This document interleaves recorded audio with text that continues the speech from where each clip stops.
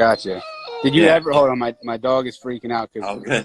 Devin's our driveway's on a bit of an incline, so Devin's getting some incline running in right now, but she wants to play with it. So she's freaking out. Look at her.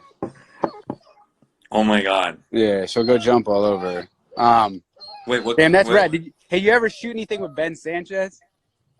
No, I wish that I had shot more with Ben. Like Pier 7 was kind of a spot to like meet everyone for me. I wish that I had shot more. When it first was cracking, I shot a bunch of stuff there. It's funny because Mesa and all those guys used to give me shit. They call me Bay Blocks instead of Blabac. Oh, get out of here! I was always hanging out there. Damn. They're like, you got to get away from that place, which I wish to get away from Pier 7. Yeah. Oh, get out of here! So I wish I'd listened to them less and shot more there. And it's not their fault that I shoot more there. But yeah, like I wish I'd shot more with Ben. You know what's funny is you know how like obviously when you're a kid and you're trying to put together the pieces of these cities that you're attracted to in the spots. So like when I think of all the like even really early on the videos of the blocks. And trying to understand like how they all connected to one another and like the different portions of it that were skated, from like the ones with the kind of the glass tile in the center, to like the part where you could skate the gap, but the gap had a ledge on the top of it. Yeah, you're just a kid, so you're just using whatever frame of reference that you have from the videos and everything. And then actually going there for, in person and seeing like how it's actually laid out. It's pretty interesting.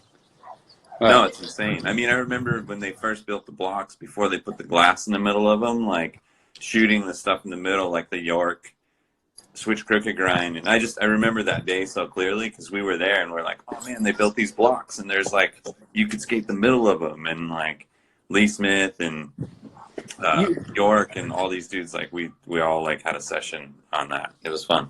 And the glass, you couldn't if you touched the glass, you would fall or what? No, it was just like a tile. Like kind of like you'd run across it, but it was there in the middle of the ledge, so it didn't like mess you up that much. Gotcha. Yeah, that's funny, man. Damn, so that's cool, man, because it's I think after you and I had met in Philly, it was that point that I could like really look. Mama, you got to close the door. The dog runs outside. Because then I could look back and like see all the photos that you shot pre that and realize, like already knowing how epic they were, but then really having some like just a time reference to put to it, Yeah. So who shot the Mike York 180 nose grind photo? Which one? Which one? I'm trying to think of which one. I shot a few switch crooks of him there. 180 nose grind. Like up the block? I don't know. I can't think of it either. I'm trying to think.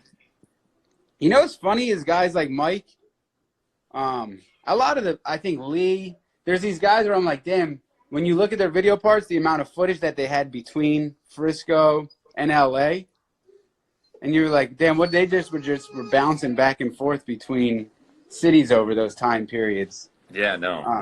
I stayed put. I barely left I went from my house, which is in the was in the Western Addition near where FTC is, kind of that whole neighborhood. And I just bombed the hill, went downtown, and that was my route. Like Black Rock, Black Rock all the way down to like, Pier 7 and Barcadero, and then we'd catch the bus back up, I would always have a tough time. I don't think I ever shot a single photo or filmed a single trick in Frisco because I just always thought it was a really hard place to skate. The whole city as a whole. Yeah, it's insane. Because the hills are hard.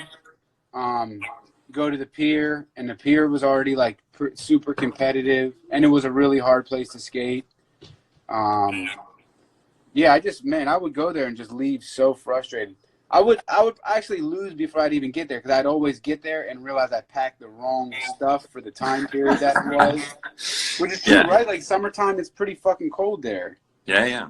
and I'd go there with like shorts and a t-shirt and be like, yo, it's freezing. You can't do that. No, multiple times I'd stay with Welsh and I'd be like, fuck, man, this is like, you know, I don't know, it just didn't loan like, I don't know. I would come to LA and just feel like pretty free to film and shoot stuff and try new stuff, but I get to the pier and it would just be like mental. I mean, I get to Frisco and it just would be like a mental and physical block, you know? Yeah, it's a rough city. I mean, you always have to have a hoodie, no matter what time of year, time of day, no matter what it is. You always have to have it in your bag, so you got to pull it out. And it'd be cold on one side and warm and sunny on the other side. I couldn't get it. I couldn't get it, man. But it was like it sucked because it didn't leave the best taste in my mouth. It'd be like, fuck. It just one of them places that didn't feel warm to me. But then my wife is from an hour outside of Frisco, and going there with her and Amelia, and then you realize like how special a city it really is. Yeah, no,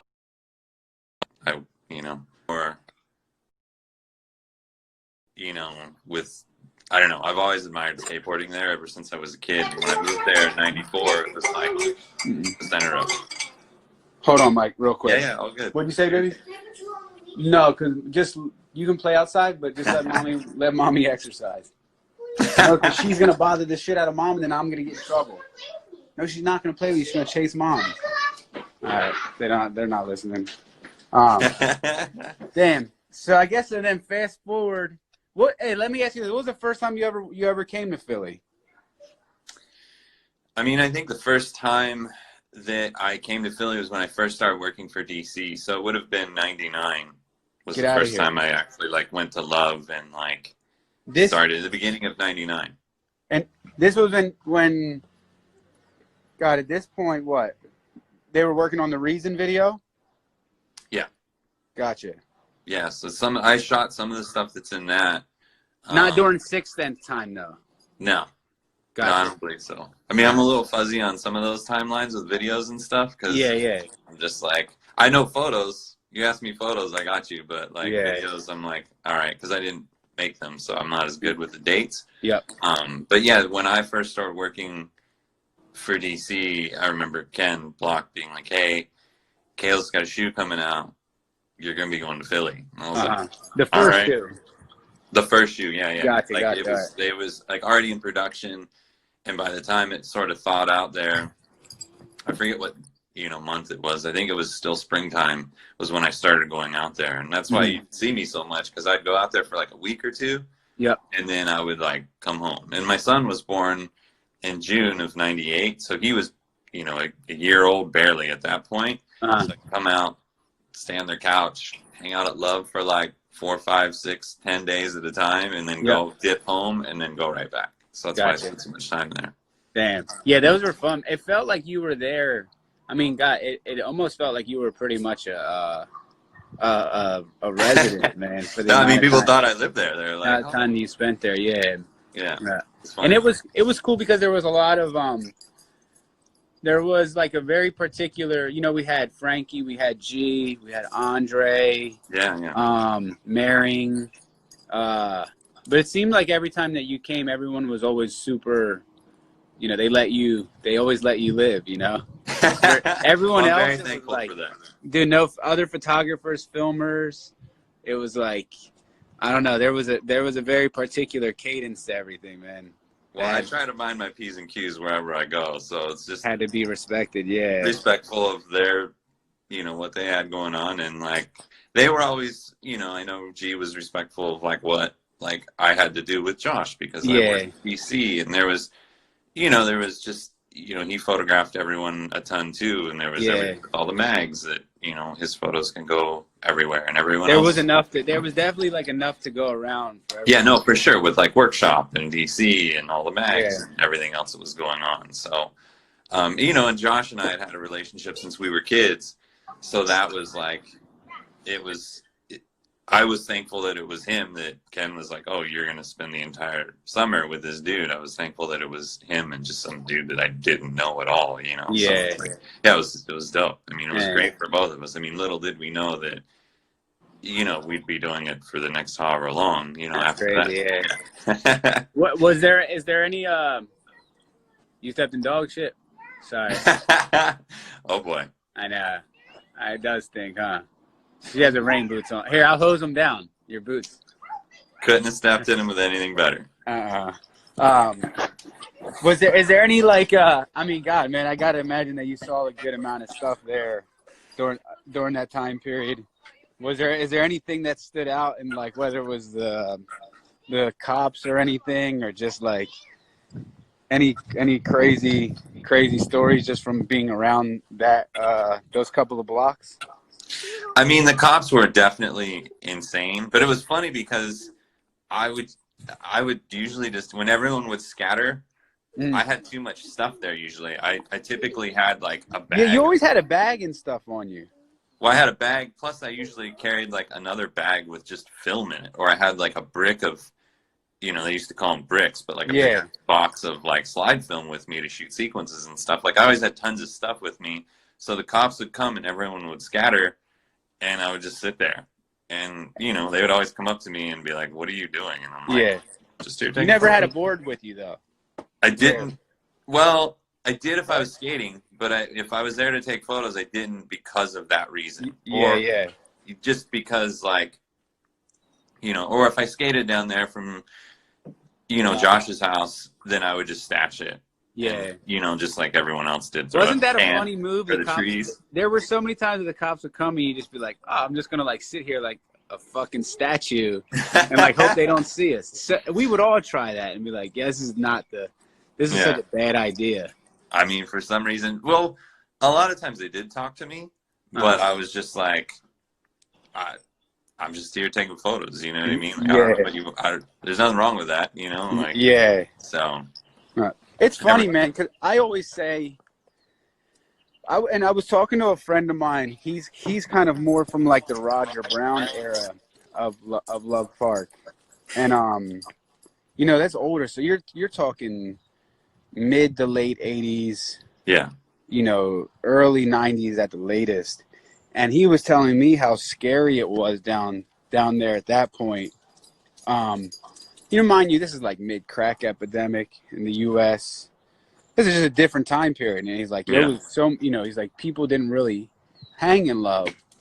And I was like, man, it's weird because at least for the time period we were there, it felt like, we had older drunks and stuff and like hobos. But like, your occasional tweaker, but it didn't feel as scary during that time period. No. Like it was almost like the skateboarders really, maybe there was such an abundance in skating that like, the safety in numbers worked. Whereas now you see what the kids got to deal with today. It's scary down there. No, it's gnarly. It's like Night of the Living Dead, Yeah. It's way scarier now than what it was when we were there, right? For sure. I mean, it's more dangerous for sure because they get a little more buck. To your point, they were just like drunk and sort of, but everyone kept their space, and it was just kind of like a working sort of organism that worked out. Like skaters would scatter when the cops came. Skaters kept like the drunks and hobos sort of in check and minding their business because they knew that if they bothered pedestrians, then that would affect their skating. Like it was all kind of worked. The one Ricky quote where he was saying, I think it was Rick, where he was saying like how the skaters made it, kind of gave you a reason to feel safe walking through. I was like, I always thought about that one because I was like, man, it was, that was just such a mellow time. Like the cops were crazy, but they weren't like, they might roll up with like horses or dirt bikes or the van, and many of the which ways that they would choose to come in, but it was never felt that threatening, Yeah, no, it was mellow. So, cause it's just weird when you look at these different stages of these cities, particularly Philadelphia, because you're still there and stuff, working with those kids. So. Yeah, no, I'm thankful to go out there and like it's funny because like that whole thing sort of developed over the last couple of years more and more and more as those kids have kind of grown into their own. And I went there, I think really last year, or no, maybe the year before last. I went there when I shot the back nose blunt of Josh for a DC ad, and I went out there and I was like, man, this is crazy. It was me, Josh, KT, Wenning, Jameer, like all the Oh, kids that yeah. are there, plus like all those dudes, and I'm like, man, I really haven't felt anything like this in the last 20 years. Like Damn. it's crazy. Like it's pretty amazing to see what those guys have going on now. Reminds me so much of what it was like skating at Love, you know, in the late 90s, early 2000s. It's Yeah. like, it's dope, you That's know, cool. like, and I think they know that too, because they're so, you know, those guys know their history and they know what people have done in their city and respect dudes like Stevie and Josh and, Yeah. you know, what they've done. And it's just, it's dope. All of it's so dope. Yeah. Yeah, it is really cool. It's when you think about, like, I remember when that first crackdown, the fences went up, the grass went in the middle, and then it just was like a different vibe. And obviously everyone moved out. Josh moved, the Pops, the Plahowskis, everybody. Yeah. And Stevie was in LA. and at that point I couldn't even go down. You know, it's just like it was tough to even go down there. Not that I didn't like skating with the kids there that were around at that point. It was just like, yeah, that was a hard bounce back, you know? Yeah, it was weird. So to see something that was so special and then it was gone, it was like, yeah, it was definitely made it a different vibe. And I felt bad because I know kids that kind of were within that time frame, that are still skate down there, but that were around during that time frame, and like hearing their commentary, I'm just like, man, to go from what we knew what it was to like we were just kind of there left, like, to, you know, just to kind of hold it together on our own. Yeah. And I was like, yeah, I get it, man. That's a tough place to be, you know? Yeah, yeah. You know, and then for them to feel like too, it was like, yo, this was once a place that like bred good talent and had people that were like the mouthpieces for upcoming kids. So it's like any kid during that time period doesn't have that same, you know, just doesn't have that same support in their corner, you know? Yeah, or the same example of someone like looking at someone like Stevie and seeing what he's doing, or Josh, or Exactly. Yeah. you know, before that, like Ricky, or you know, guys that were just there like around that time, or even before then, you know, like what they were doing there. So Yeah, it's true, man. I always say too, it was like so many kids. Yeah, there were so many kids there that ripped that didn't want anything to do with being sponsored. yeah. But if they wanted to, how much easier those guys made it for them to, you know what I mean, to get into magazines and stuff. No, for sure. Like to get the media attention and the brand's attentions, you know. No, it was insane. I mean, and I, you know, as a kid, like there's periods of time throughout my life where I've known, or at least had a hint of it, you know, when I was like NSF, you know, and I'm like at the pier with like Chico and Javante and Mike. I'm like, oh, this is kind of gnarly. You know what I mean? Because of growing up and looking at magazines as a kid and, you know, stuff, you know, like Love is definitely one of those periods where like, you're like, wow, this is pretty amazing. You know, Yeah. like, you know that it's sort of special, but you're still, I mean, I was still a kid at that point. So you don't really have that frame of reference. Only in hindsight you do, you know, after all these years that you're like really realize how special it was. Yeah. The pier's a cool one too, because I can think of time periods when I was younger, and then even come into like a new wave when it was like Welsh, and then when Henry came back around, and obviously I watch all this from afar, from the magazines and videos and stuff, but like for sure you can point out the years and the you know, just the chronological order in movements there. But yeah. All right, so I got $1 million question for you. What's that? So something that took us like 15 years to put together, but it was actually a blessing in disguise. So back in the day, I never had a big brother thing. Yeah. And thank God, because that was when Noracco used to do the AM ones, and he would dig out whatever information he could on you. and torture you. I do, but he's such a nice dude now. He's like the nicest. He's always a nice dude. Yeah, it didn't make any sense why such an incredible dude would want to terrorize you like that. Yeah, yeah. He was always in good, but he would dig up the the funniest stuff. And at that point, all you had to go off of was the mag. So like, Yeah, no, for there was sure. no social media or anything. So I was always afraid, all right, he might read he might interview me and bring up something that was super embarrassing. Like I was always like the guys at Love were always critical about me playing sports and wrestling and shit. And I would be like, yeah, he's definitely gonna pull that up. But we had planned to use a photo. The only photo that you and I ever shot was that Nollie nose grind sequence on the 3-stair ledge. The Nollie crooks, you mean, right? Yeah. Yeah. And then the sequence disappeared. Yes. So where did it go? That's a great question. Man, I wish I knew what happened to so much of my film. I was having this conversation with Grant Britton not that long ago about all the things. Like, I'm sure that sequence is sitting someplace in that building on Wilshire right now as we speak. And then when you found it and were able to give it to me, it was just like, that one that I that one, yeah, okay. that one was just in piles of undeveloped film, huh? Yes. Yeah. All right, all right. Thankful that we got the photo. Thankful that Nareko didn't get to terrorize me. Yeah. Which, yeah, like you said, doesn't make any sense because he's the nicest dude. Best dude. What do you think is your favorite photo or gnarliest photo that you ever shot that you might not ever come out, or you might have lost the film? Or well, I mean, there are photos that have come out now because of Instagram and things like that. I mean, Dill's nose manual comes to mind because it never got used. Which one?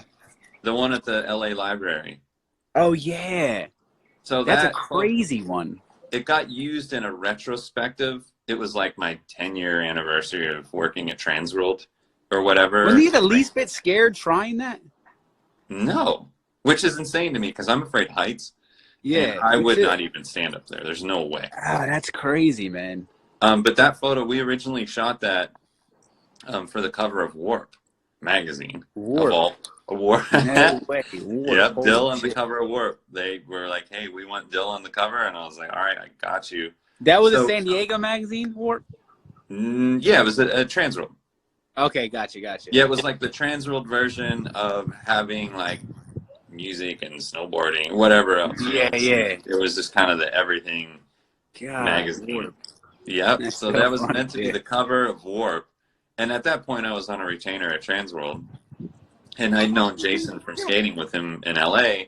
And that was actually his idea. He's like, oh, I got the idea for the raddest photo. And we went there and shot it and gave it to him. And they were like, at this point, it takes a long time for them to figure shit out. Because you got to get the film processed, you got to FedEx it, and they got to look at it. It's not like you just go home or Bluetooth it to your phone and text it to them. So like a week later, they hit me back and they're like, yeah, no. And I was like tripping. I'm like, wait, what? Like, you don't want that? So we shot a Switch Crook. I think you posted it actually not that long ago. Which one? It was a Switch Crook of him. He had like big hair. It was on that flat bar. Oh yeah. That's a good photo. Yeah. That was the cover of Warp. God, he had like a yellow and blue fit on that. I thought was really good. He did. Yeah, that was a good era of Dill, man. Such a good era. I mean, they're all amazing. Yeah.